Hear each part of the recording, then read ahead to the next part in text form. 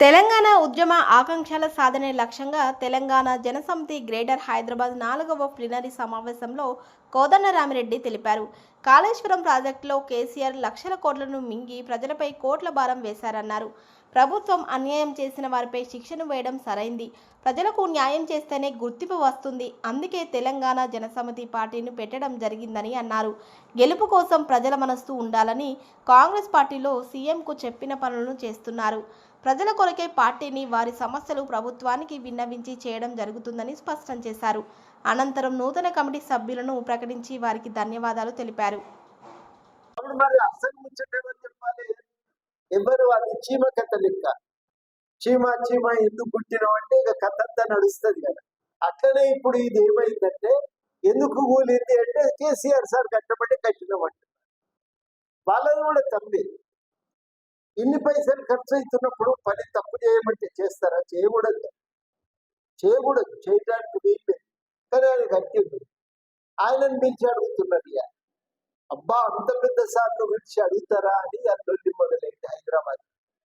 ఎంత పెద్దోడైనా పని తప్పు జరిగితే అడగవలసింది. అడుగుతాం. అవి ఆయన పైసలు కావు కదా, మన పైసలు. సొంత పైసలతో బండి కొనుక్కున్నాడు, ఇల్లు కట్టుకున్నాడు, పాడైంది అంటే అది ఆయననే పాపం అన్యాయం అయిపోయిందని సానుభూతి ప్రకటిస్తాం. కానీ మనం చేసేది ఏముండదు. కానీ దీంట్లో మాత్రము ఖచ్చితంగా ఎందుకు ఇట్లా కట్టినాం, ఏం కారణాల చేత, జాగా ఎంచుకునేటప్పుడు జాగ్రత్తలు పాటించడం లేదా, ఇవన్నీ అడగవలసినటువంటి అవసరం గవర్నమెంట్ కాదు, మనకు కూడా ఉంది. తెలుసుకోవలసిన బాధ్యత ఉంది. ఎందుకు తెలుసుకోవాలి? 2 కారణాలు. ఒకటి, రేపెవరు ఇట్లా తప్పు చేయకుండా ఉంటారు. రెండవ కారణము, చాలా ముఖ్యమైన కారణం ఏంటంటే ఇంకొకసారి కట్టేటప్పుడు ఇట్లా జాగ్రత్తలు తీసుకోవాలి. ఇట్లా కాకుండా మనం జాగ్రత్తలు. కాబట్టి ఇవి జరగవలసింది. ఇక దాంట్లో మినహాయింపులు ఉండవు. పెద్దోడు చిన్నోడు ఏముండవు. कानून प्रकार अंदर समानमे। कानून के नजरिए से सब लोग बराबर है। इसमें कोई हिंदू मुस्लिम औरत आदमी तो कोई फर्क, मर्द में कोई फर्क नहीं रहता।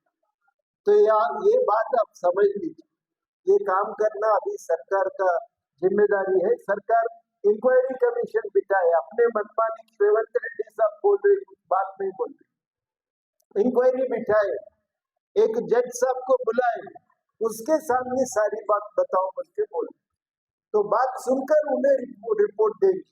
अभी कमीशन का इंक्वायरी हो आज खत्म हो गया, तो इसके बाद में वो रिपोर्ट देंगे।